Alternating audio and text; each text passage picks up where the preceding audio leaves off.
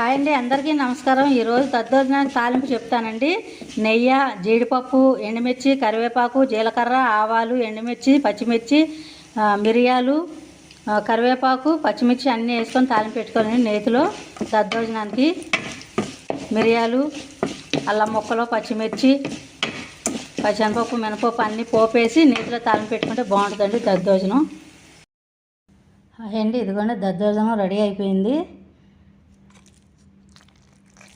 ఇదిగోండి అరిటాకులో పెట్టుకుంటున్నాను దద్దోజనం. అరిటాకులో తింటే చాలా బాగుంటుందండి దద్దోజనం. ఎంతమందికి ఇష్టమండి దద్దోజనం. ఇలా పచ్చిమిరకాయ నంచుకొని తింటే చాలా బాగుంటుందండి. ఈరోజు కొటేషను: సహనం ఎప్పుడూ చేదుగానే ఉంటుంది, దాని ఫలితం తీయగానే ఉంటుంది. థ్యాంక్స్ ఫర్ వాచింగ్ అండి.